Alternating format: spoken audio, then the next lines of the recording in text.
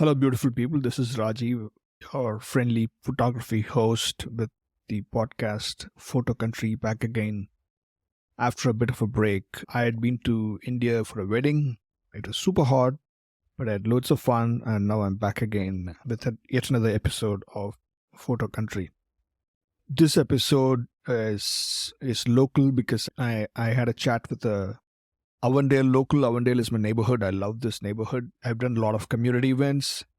And one such community event is what prompted me to get in touch with this photographer. She has a Instagram handle, Rebs Leafy Lens, and she does a lot of nature photography. So she's really passionate about educating people about the greenery around you, I know the different plants that grow around you. So that's how I kind of got interested in chatting with her.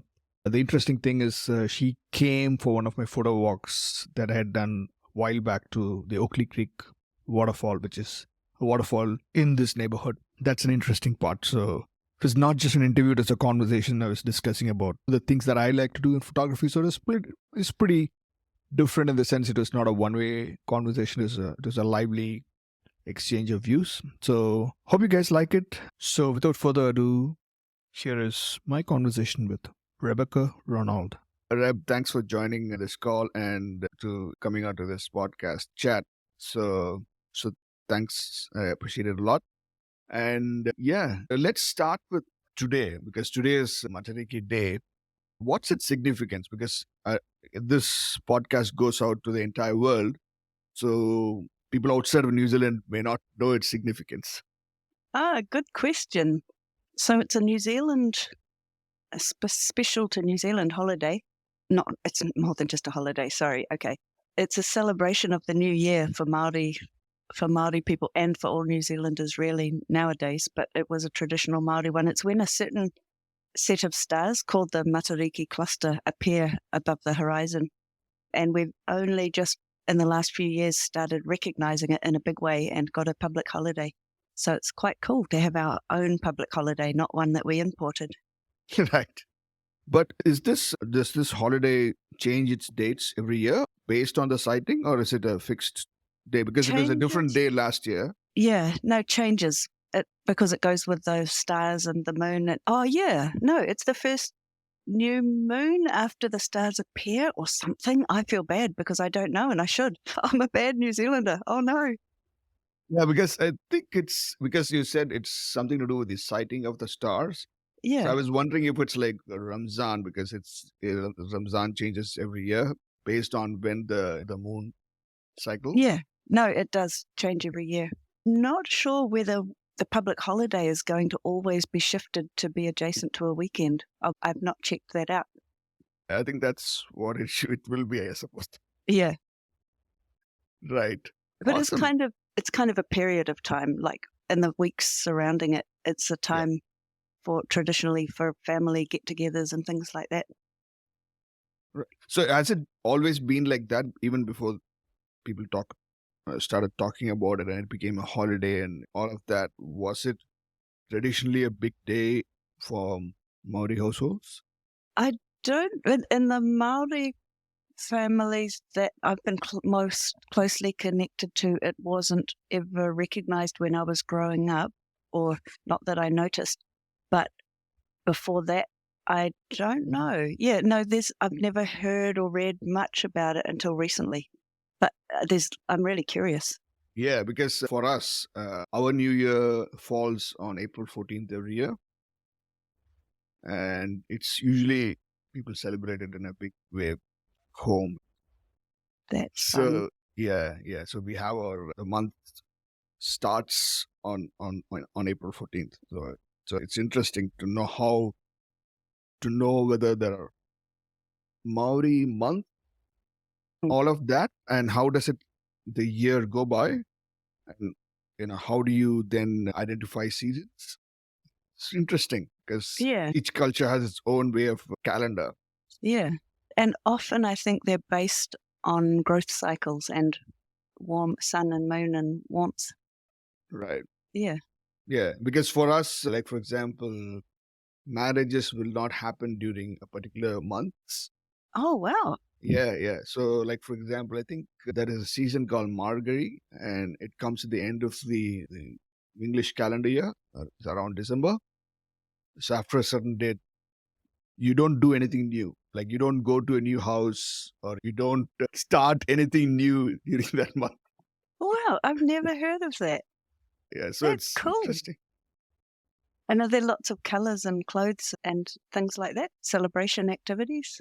Yeah. So Mhm. so each state has it's all based on language. So they have their own New Year. So multiple New Years. That's fun. So if you really wanted to, you could travel around and just have almost permanent, have a really long Yes. celebration. Yeah, because Tamil has a Tamil New Year, Malayalam has a Malayalam New Year, then you have a Telugu New Year, then you have a Kannada New Year, then you have a Gujarati New Year, then a Oh, Punjabi New Year. So it just goes on and on. that's fun. Lots of celebrations. Yeah. So, I mean, coming to your photography, let's start with what you do, Rebecca. Just tell us what you do and how you got into this whole photography thing. Cool. I kind of have drifted into mostly photographing plants but basically I take photos everywhere and anywhere. I just enjoy it as a way of looking at the world and trying to get the best picture I can and things like that. But yeah, it seems to be mostly plants. They're one of my favorites because they don't run away and they don't talk back. They're very obedient photography subjects. And I often do close-ups, and that's mainly because I'm really curious about how things work. So I like to look close in at them. And I guess I just thought of this, realized that I was doing this recently. I think as I age and my eyesight gets worse, I enjoy more the fact that I can zoom in on a camera. Yeah, So I can identify with that. yeah. Yeah. Yeah, and I have another problem. So I have astigmatism. Does So that mean they're different? my right eye shifts. Oh, So it's sometimes I have difficulty nailing the focus because of the things have to align. so when you're looking in the camera, does it make a big difference which eye you look through? No, because so the thing is, I wear my glasses, but when I take photographs, I'll remove them so that then I can see through the viewfinder better. Sometimes, because I have short sight as well as my astigmatism, if I wear my glasses and go near the viewfinder, it gets blurry. Oh, So I remove my glasses and then, so it's a pain to take yeah. photograph and put it. Oh, just one more thing to do between you and the perfect photo. So I just remove my glasses and chuck it if I'm going about my business. Yeah. That's good. Smart. Right. So, I mean, my art, a lot of it has been influenced by my growing up and sometimes my condition because I have this eye stuff and I get migraines and stuff like that. So I try to sort of reflect my art in the kind of work that I do, the kind of photographs that I take. Oh, And yeah. sometimes like I try to take photographs with and sort of make an abstract thing with it. Mm. So it's sort of a reflection of how I feel, right? Is it the same for you? Like how is it influenced? Does what you think influence the kind of photographs that you take that day? I think definitely. There are definitely days when my mood just isn't in that space. But it's more, I think, for me to do with how busy I am, whether I've got time to stop running and sit down and look around me. And that's partly why I do it, I think. It's almost like an informal meditation to stop what I'm doing and look around and look close up at things. Yeah. So is it more like therapy? Because I interviewed a photographer and he was using photography as therapy. I think so. I think definitely there's an aspect of that in it. Like there was nothing super badly wrong before I started taking so many photos, but it definitely does help my headspace. Yeah. It's my alone time. Like I can Yeah. just be somewhere and just do my own thing. Yeah, Is that something like that for you as well? I It's like definitely, yeah. like your release after a day of work and all that stress. Then you take a camera and go out there, and it's kind of like Yeah, you're it's time released. out. Yeah, except it's for me, it's more intertwined. So it's often not when it's not, I don't put time aside to do it like that. And that's Okay. probably why often my photos are on the cell phone, because it's while I'm on my way to somewhere else or doing something else that I'll stop. And so it's not so much time out from everyday life, it's adding depth to everyday life kind of thing, I Right, think. right. But once your work starts getting recognized, and once you start getting better at something that you do, has Mm. that changed anything? Good question. It definitely has. I think I the main change. No, I think most of the change is just happening over time. The more photos I take, the more confident I get at it and think of new ways of doing it. But the other thing that has changed is whether I care what other people think of them. But then I guess it's always a double thing. There's, oh, would other people like this? But then at the same time, there's, well, do I care? Do I like this? That kind of thing. So Yeah. that social validation thing is kind of a rabbit hole, right?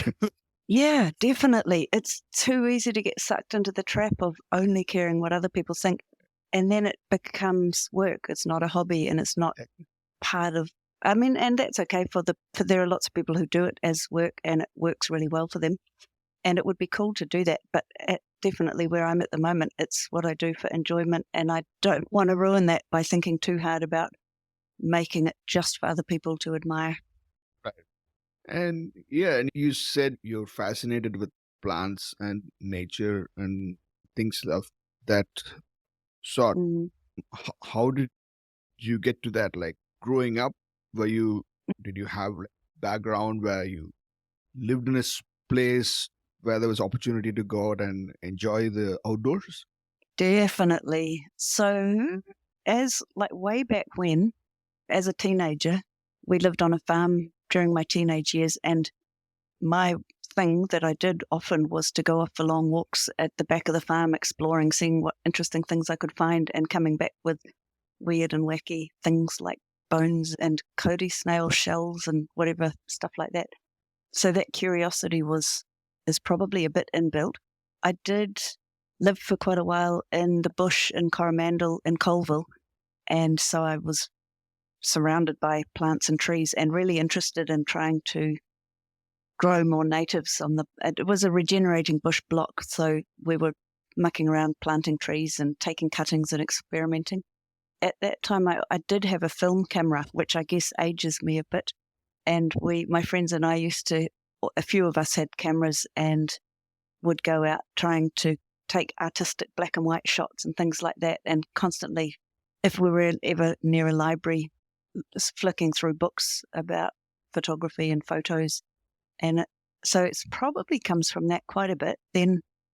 But then it went quiet for a while, I guess for years. Then I had kids and got a job teaching, and suddenly all the photos I was taking were either of the kids or taken for work of school activities and events. I still really enjoyed it, and I still challenged myself to get the perfect shot. But then it was probably the last few years, I guess the kids have moved on and work is a bit calmer now, and so I've got space in my life to go for walks and things, and COVID was quite a handy time for going for walks because it was a good excuse to leave the house. And so around about that time, I did start taking a lot more photos, and that's when they shifted towards plants, because I guess that's what I was walking past, and that's what I'm interested in, figuring out, zooming in on plants and seeing why they are like they are. I did have a couple of turning points, like, for example, going on a photo walk with this guy called Rajiv from Avondale in Auckland. And that was really cool. You probably can't remember it, but it was organized Yeah, by was it? Jody. Yeah, right. I've done a bunch of walks with Jody over the years. One of my most favorite and popular walks was the one to the Oakley Creek Waterfall. That's where this one was. Yeah. Right, right. And Yeah, because my theory is you don't have to jump on a car and travel exactly. hundreds of kilometers to take the perfect shot. Might be just around the corner. Yeah. You need to explore your neighborhood. Exactly. That's one of my big philosophies is it's right there in front of you. You don't have to wait for some possible future date to get a photo. Yeah. So how was that experience going on the walk? What changed? Oh, yes. No, that was cool. One thing was that 3 of my family members came too, my daughter and her boyfriend and his brother. And so having it as a group family outing is very cool. Having it local is very cool because we're just lucky that we have organizations here who organize cool community events like that. And also having like your philosophy, I guess, rubbed off on me, that thing about it's all around you, you don't have to go out of your way, but also that the cell phone in your pocket is good enough to get really good photos and to edit them. And there was the simplest there were a few settings you showed us. I, of course, thought I knew it all already. And then you showed me how to long tap and slide to make the picture brighter or darker. And I was like, how did I never discover that? So, yeah, that was very cool. Yeah. I mean, those, I think, simple things, people take it for granted and they use it just in a just like in a very, they don't think about it when taking photographs. My whole thing is you need to think about taking that photograph. You need to shoot with intent. That intention should be there because when you're pressing that button to take that photograph, it's actually a creative decision. So to capture that point in time forever, it's a creative decision. So think before you actually do that. Yeah. I do So enjoy the thinky side of it. Like, yeah, what's in the frame? What's the most attention-grabbing thing in the frame? And is that what I want to focus on and all that sort of stuff? yeah, because I think intent is in creativity very important, especially for photography. Because today, because of the advent of digital, you just shoot like you have you hold a machine gun. Mm-hmm. Go, Yep, and guilty. I mean, I'm guilty of that as well. Everybody is at a point. But you end up with thousands and thousands of photographs, which then you end up sitting before a computer or your phone trying to curate it. So I was talking to this 90-year-old photographer and who's seen analog as well as digital. In fact, he was in Cuba when Fidel Castro rolled in with his troops. Wow. So he see every damn thing in the world, all Amazing. around. And he told me, like, when he used to go on assignments for National Geographic, he used to carry like loads of film, right? And you never know how it's come out because he ships it off to the photo editor. And it could be weeks. Yeah, it'll take weeks. And then he'll get on the international call, like, and he'll tell me, okay, this came out, this came out, this came out. Oh, that would be so hard compared to what we've got nowadays. Yeah, because you're limited to 24 or 48 frames per roll. But there's no limitation now. And he's saying you spend more time sitting in front of the computer than actually taking photographs. I hate that part of it, unfortunately. I need a workflow, a streamlined system. So I'm waiting for someone to come up with one and tell me about it. So the trick is, imagine you have a film on your phone, which allows you only 24 frames. So not like 5,000, like what's on there at the moment. So you have that mentality that I'm going to shoot only so much. So then, because at that point, every frame you click, it's also money because you have to develop that. So you think about that and you think, okay, I'm on an assignment. I'm going to shoot only 24. Then each shot becomes very precious. So you'll think about it before you shoot. I think you might have challenged me way too far there. I think that would kill me. It would be a good challenge, good for me, but compared to my current habits, It's so far. Yeah. So sometimes when I go to take photographs, I end up with just 1 or 2 shots. Wow. Yeah, because I'll probably take 40 or 50, but I'll delete almost 90% of it. I think that's a sign of maturing as a photographer to be able to do that, to not have this hanging on to it just in case mentality. No, because only 20% of them are keepers, or the rest Yeah. of them are just junk. Because usually, the way I do it is before I actually go out, like I try to figure out like what is it that I want to take. So I That's have it in smart. mind. I scope out the place. Okay, then I scope out. Okay, this is the kind of feel I want. This is the kind of photograph image I want. Then I look at the weather, plan it out. The Wow. stars have to align.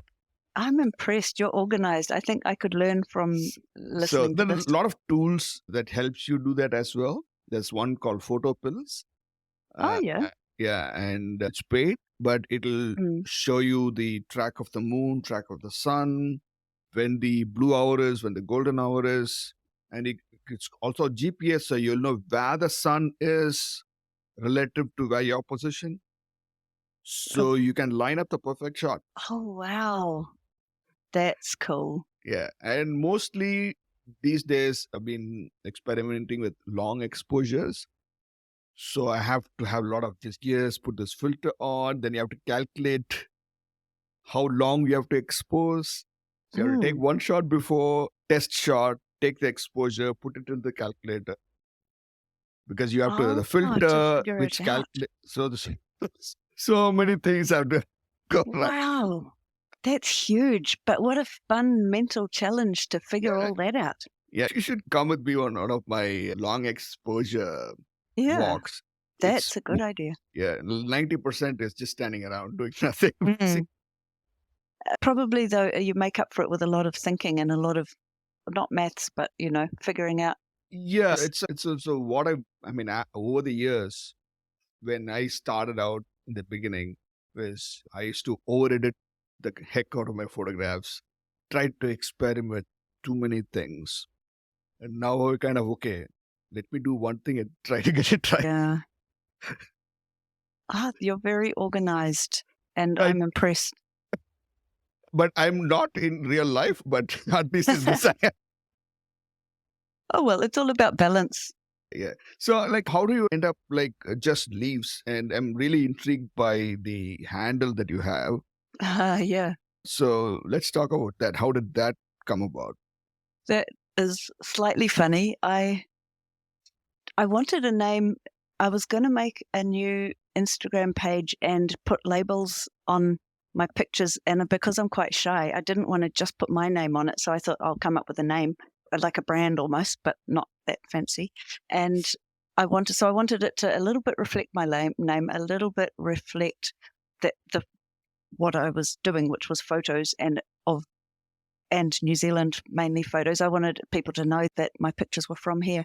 So I came up with Reb Pics NZ and quite enjoyed that because it was short and catchy and easy to type. And then after using it for a couple of weeks, I Googled it and discovered that it led to a bit of an unsavory site with photos where people could access photos that I didn't want to be connected to. So I did a quick pivot and I threw around lots of names, and the one that grabbed me was Rebs Leafy lens, and it covered all those. It doesn't cover the NZ side of it, but the rest of it does. It's photography and there are leaves and it's me doing it. Yeah. And Rebs is a nickname. I've had Rebs, Rebecca, never Becky. I don't know why. Maybe I'm just not that type of person. But yeah, Rebs is a nickname that I quite like. Right. It's a debate because the spelling, to distinguish between Reb and Rebs, you have to put an apostrophe in an odd place, and it upsets people. They say, don't you mean Reb apostrophe S? And I mean, no, Rebs apostrophe. It's the leafy lens of Rebs, not the leafy lens of Reb. Sorry, way too much detail. But I'm very into apostrophes going in the correct place, sadly. Yeah. I think I read a book. It's called Eats, Shoots, and Leaves. Oh, yeah. Sounds. And it's interestingly, it's about grammar. Wow. Nothing to do with Yeah, that's interesting. Because Sure. eats, shoots, and leaves, You could be it vegan. really changes the meaning as to where you put the comma. Yeah, Like eats, comma, shoots, yeah, and leaves. And if you put the comma after shoots, eats, shoots, and leaves, it's a yeah. totally different meaning. Then you've shot someone. Oh, that's fun. I like that. Like, it's such a small thing and it doesn't really matter, but it also makes such a huge difference. Yeah. Really critical where you put the comma. Yeah, yeah. And I used to be a school teacher, so things like that get to me. Yeah. Yeah. Yeah. And you said in our conversation before that you design e-learning courses, Yeah. right? How does your photography tie into that? Does it help you in developing courses? Because I imagine e-learning, it's kind of a multimedia kind of an exercise, right? Yeah. It's Because you're very mixing much, different types of media into yeah. putting it together so that someone will have a enriching online learning experience. Yeah. So there are some quite strong connections. The habit of taking a step back and looking what you've made and thinking about how it's going to affect people and what message it sends, that's common across in both fields. The fact, I guess, that I'm doing things on the computer all the time means it's not too much of a stretch for me to decide to edit a photo or sort them out or things like that, or share them. One of the problems with it, though, is that I'm on the computer all day, every day. And so in my spare time, when it's time to be editing all those thousands of photos I've taken, they end up at the back of the queue, because when I think about going back to another computer and sitting down, it's not really what grabs me. Instead, I just take the camera out and take more pictures, which is not a good habit. But Actually, I read somewhere or a photographer saying, take a photograph, don't edit it immediately. Leave it simmer for 2 weeks and then go back to it. What about 2 years? But the thing is, you can actually, because you have Adobe Lightroom on the phone, when you're bored, you can just scroll and go back to your Yeah. old stuff that you did. Then do let of a reimagine that if I re-edit it now, how will that photograph look like? That's a cool idea. That is fun. I also think it might make it easier to delete things. That thing I've got of hanging on to more than I should of the photos. It does make it a lot easier when I look back at photos from last year. I can just hit the delete button a lot more easily because I know they've been sitting there for that long. They're probably never going to be useful. Right. And just pick out the best. Right. But as a photographer, have you been influenced by someone else in terms of their work and things like that? Have you have any inspirations in your work? Definitely. As far as particular photographers, I don't have any, but I used to just happily flick through books and go, oh, wow, that's cool. I wonder who took it, but never remember the names because there's loads of them. On Instagram, I guess nowadays I'm less going to the library and getting out photography books and books of photos and more likely to be sitting looking at my phone or the computer. On Instagram, there are a few who I really like at the moment, and one of them is called Dog Walk Diary NYC, and I don't know much about her, except it seems every day she's taking her dog for a walk, gathering leaves and flowers, and sometimes lately it's been hair ties, which makes me laugh because that is the sort of thing you'd find on the ground when you're out for a walk. And she arranges them in cool patterns and takes photos of them just looking down on an interesting background, and I think that's cool. There's another one that's just one of those compilation pages called Patterns Poetry, and that one, I do like symmetry and patterns, and so it's just random photos of sort of repeating patterns that aren't all taken by the same person. People can contribute them. What else? There's a couple that aren't photographers, and even they're painters, and they also, I've realized, have been influencing me quite a lot. Like not enough to make me want to start painting because I know I wouldn't be good at that, but I just really enjoy looking at their work, and and they're New Zealanders. Oh, I know what the third one was that's photography. It's a woman at, I think, the South Island who goes around foraging. She somehow knows lots about what you can eat out of plants and fungi and stuff like that. So she'll go and find a thing in a tree in the bush, take photos of it, and then later on post a recipe of how you can cook it or preserve it. And I find that fun, that link between the plants, the photography and the plants, and the uses of the plants and the properties of them is cool. So the painters, there's a couple. There's one woman in Coromandel who does pictures of plants and trees and flowers and does quite a bit of educational materials and posters and info, what do you call those things? Infographics. Oh, okay. And she's called Rebecca Pearson. I like her name as well. And there's a woman called Sue Lockett, and I first noticed her work just because she'd taken some close-ups of manuka flowers. She'd painted some close-ups of manuka flowers, and I thought, oh my goodness, that's the sort of thing I want to get photos of. And so I keep an eye on her work, which is fun. And the other one, there's one lady I met at a market recently, and she makes prints out of her watercolor paintings of plants. And she's called Jennifer Duval Smith or something.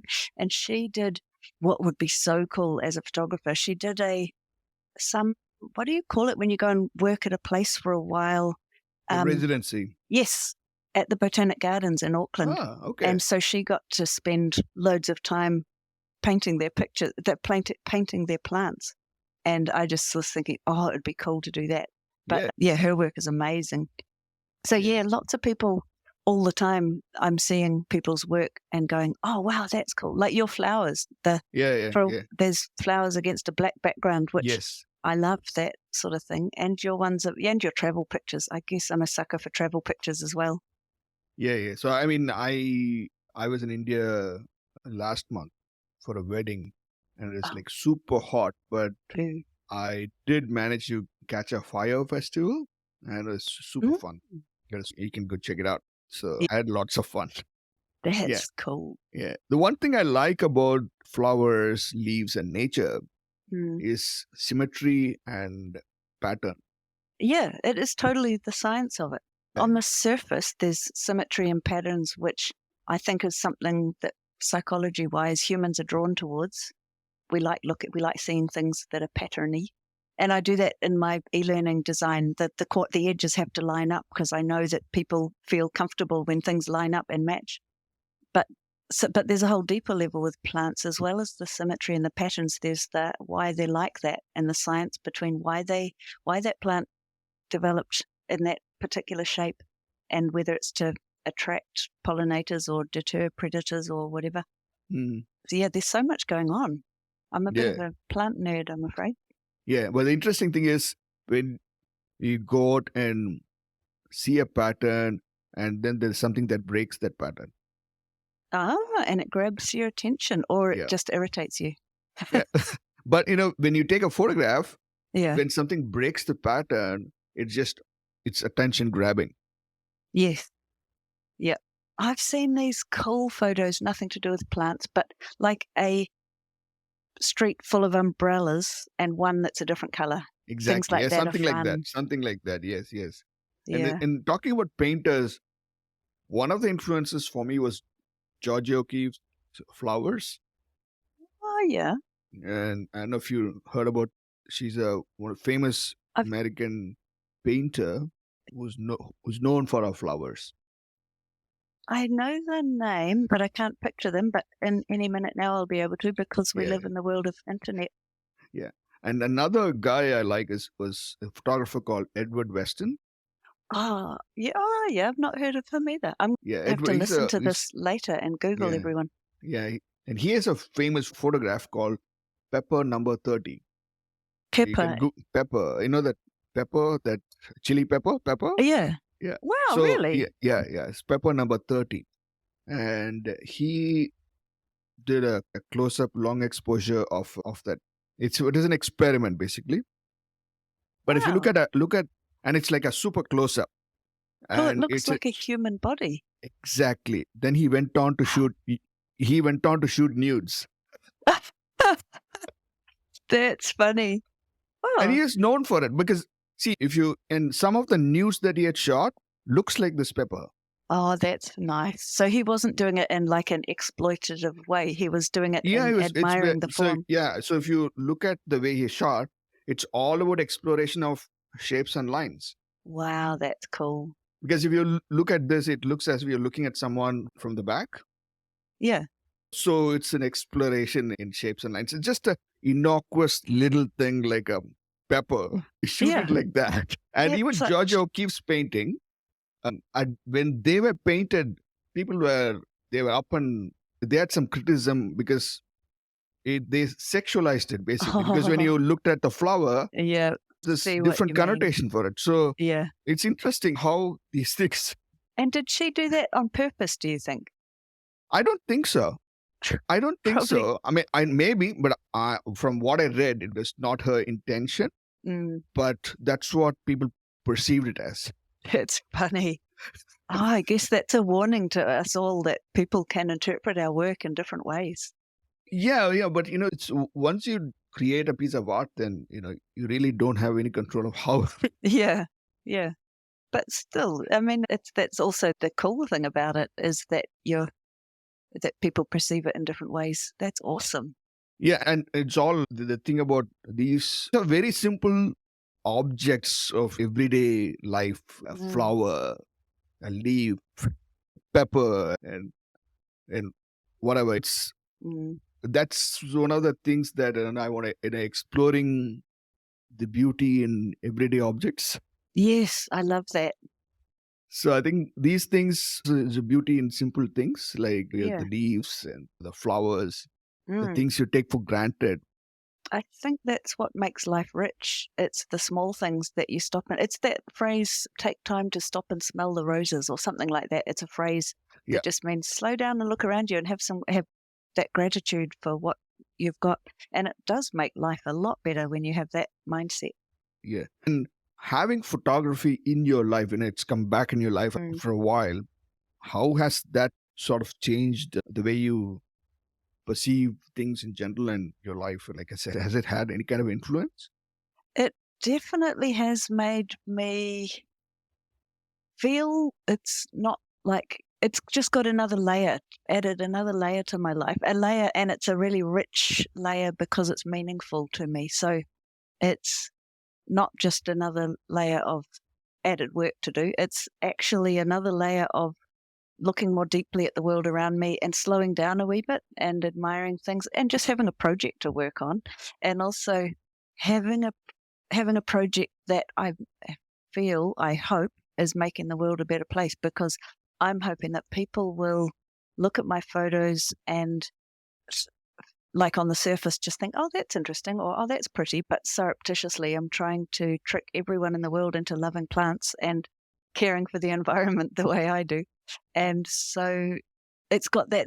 So for me, it has a purpose. And I do think also life with purpose is much better, much richer than life that's just day to day, daily grind of work, home, Yeah, kind of thing. yeah, exactly. I mean, definitely the way it has changed, the way I look at the world around me, because once you're deeply into photography, then you start observing light and shadow and how the curtains move when the light falls on it and how Yeah.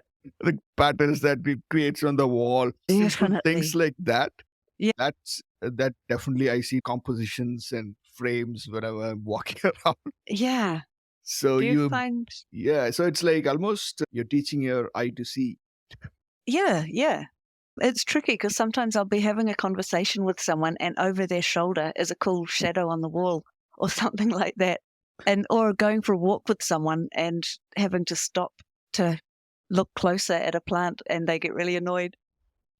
Or not usually, hopefully. Luckily, they know me well enough to know that I'll catch up Right. after taking 50 photos. So tell me something about the project that which actually popped your profile onto my feed, which is the Avondale project that you did with I Love Avondale. That one's For the People, which I'm never sure.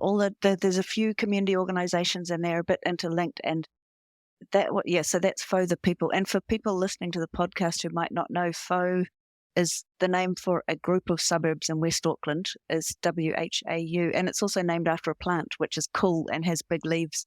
And there used to be lots growing around here. There still are quite a few growing around here. On the side of the cycle path beside the Avondale station, they were just looking for something for they have a rotating exhibition up there. And so what I chose to do for that was take there's 6 frames up there. So 6 pictures of plants from the local parks along the sides of the rail path. And for each plant we also included a QR code so people can go and find the plant if they want to, just sort of adding depth and educating people and trying to get them outdoors and active and stuff like that. And also wrote a bit of information about the plant, its history, historical uses, its current uses, and rongoā uses. But it's tricky writing about rongoā Māori because I'm not a qualified practitioner, so I had to give that one quite a light touch. But I just thought people I know find that sort of thing interesting.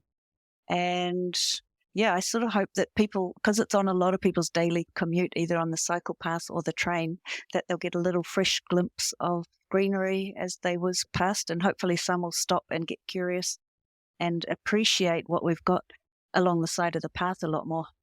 Nice. Yeah. And you also display at a gallery and make postcards with your work as well, I suppose. Oh, yeah, there's a little gallery in Titirangi that I discovered by chance one day, and it's community run. Right. And they encouraged me to put a couple of pictures in an exhibition there. So that also gave me huge amounts of confidence. So the photo cards, I started putting my photos onto cards partly because one of my philosophies is that art should be accessible to everyone and not cost a lot. And you want artists to be paid a reasonable amount for all the work they put in.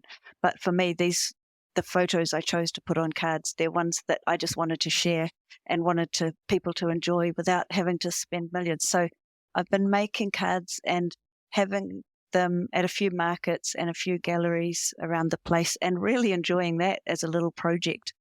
There's a few at Eco Matters store in New Lynn and a few at the upstairs gallery in Titirangi, the Women's Bookshop, which I love because it's that connection with people and with the community. It's a really fun project. Awesome. Yeah. Sounds good. And how can they access these works? Do you have a website that people can reach out to, or can they order it online? I do. I'm a lot more active on, I'm embarrassed to say this at my age, but I'm a bit active on Instagram just because I love looking at photos. So it's Rebs Leafy Lens, all one word, on Instagram and Facebook. And also I have a website which is still quite new, so any feedback is welcome if you find I've made mistakes in it, is rebsleafylens.co.nz.